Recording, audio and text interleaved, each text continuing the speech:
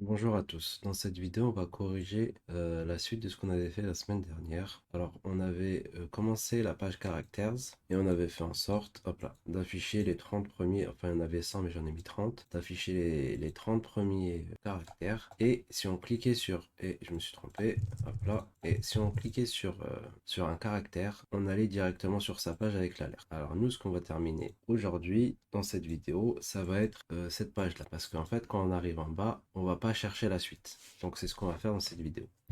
Alors, j'ai modifié un peu le code qu'on avait en cours pour que ce soit plus lisible. Donc là, j'ai l'API key, j'ai le hash. Alors l'API key, généralement, il faut la mettre dans un point .env ou dans un fichier. Enfin, il faut la mettre dans un point .env, dans un truc où c'est pas accessible, parce que c'est une donnée sensible. Là, je la mets en dur, mais c'est pas grave. Et donc, on a un offset de 0, et cet offset, en fait, ça dit à l'API, bah écoute, tu vas commencer à partir de 0. Et en gros, bah, si je lui dis tu commences à partir de 30, il va me chercher les 30 d'après. En gros, limite, c'est le nombre de réponses de l'API. Offset, c'est un peu une façon de dire ok, c'est une page. Je suis à la page 2, je suis à la page 3, je suis à la page 4. En gros, si je mets 30 ici, ça veut dire que je suis à la page 2.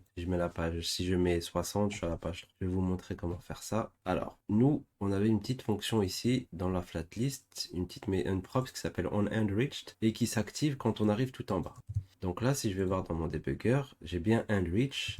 Ça veut dire que l'action se fait bien quand j'arrive au bas de ma flatlist. En fait, nous, ce qu'on va vouloir, on va mettre en place un système qui va nous dire, bah écoute, dès que j'arrive en bas, je vais chercher la suite. Alors, avec la façon dont on a fait le code pour le moment, c'est pas possible. Et on va faire en sorte de régler ça. Voilà, vous voyez que j'ai mon getData et en fait, il se lance qu'au démarrage dans l'useEffect et rouler jeunesse. En gros, là, ce qui se passe, c'est que je vais faire qu'un call et je pourrais pas en faire d'autres avec la méthode dont je l'ai fait. Comment est-ce que je fais pour faire proprement un call à la page suivante, ok? Vous êtes bien d'accord que lorsque j'atteins en bas, c'est comme si je changeais de page. C'est littéralement ce que je vais faire. Je vais créer une state qui va s'appeler page. Et en gros, je vais lui dire, bah écoute, quand tu arrives en bas, tu vas aller à la page d'après. Et quand on va changer de page, grâce à la manière dont fonctionne UseEffect, dès qu'on va changer de page, on va refaire un call avec la suite des données dedans. Ok, je vais vous montrer comment faire ça tout de suite. Maintenant, on va faire const. C'était page et cette page. Ok, ça commence à 1. Parfait. Alors, et je peux mettre un offset en dur. L'offset, c'est là où ça commence et l'offset est à 30. Et la page, je vais mettre la page 0. On va commencer à la page 0. Vous allez comprendre pourquoi il n'est pas content. Ok. Donc, maintenant, on va faire un petit truc. On va lui dire ici, à la place de mettre un truc en dur comme ça, on va lui dire tu vas me multiplier l'offset par la page. En gros, ce qui se passe, c'est si la page 0, offset 0, si page 1, offset est égal 30. Ok, donc en gros, ça me permet d'avoir un système de pagination facile. Moi, j'ai bien mon nombre de pages, j'ai mon offset, je le multiplie et rouler jeunesse. On commence à 0, page 1, page 2, page 3, après, voilà. C'est bizarre de commencer à la page 0, mais ça nous permet de faire ce petit système qui nous permet d'avoir le truc infini. J'ai oublié comment ça s'appelle, je suis désolé. Le scroll infini, voilà. Donc là, on va tester. Alors, offset, tac, tac, tac. Alors là, je surveille rien. Vu que je surveille rien, ça pose problème vu qu'il va se lancer qu'au début. Donc en gros, je vais lui dire, bah, dès que la page elle change, tu vas me relancer ça. Ça pose un autre problème. Je devrais, comment dire, je devrais laisser les problèmes arriver pour vous montrer, je pense. Donc là, je vais surveiller la page. Ici, je vais juste pouvoir lui dire, quand tu as atteint la fin, tu fais cette page plus 1. Voilà.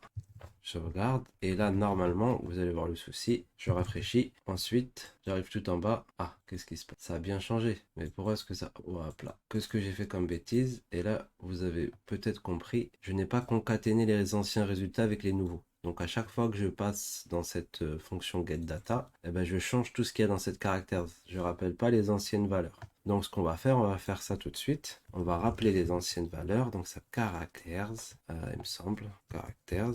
Et ensuite, je rajoute les nouvelles. Je crée un nouveau tableau avec les anciennes valeurs et les nouvelles que je concatène. Je sauvegarde. Et maintenant, hop là, ah ben ça a craché. Parfait. Ok. Je sauvegarde et j'y vais. Et là, hop là. Vous voyez que bon, il prend son temps pour les calls, mais ça les fait. Et là, tout est concaténé. Je peux revenir en haut, j'ai 3D Man, je crois qu'il s'appelle le premier. Voilà. Et ensuite, vous voyez bien que le scroll infini se fait. Alors, il y a plein de petites choses. On peut rajouter des petits trucs. On peut aller beaucoup plus loin. On peut rajouter un petit loader en bas. Il y a plein de choses qu'on peut faire dans la flatlist. Mais déjà, dans un premier temps, pour le scroll infini, c'est comme ça qu'on fait. Là, c'est à peu près tout pour la vidéo. On se retrouve dans la prochaine pour faire la suite. Ok.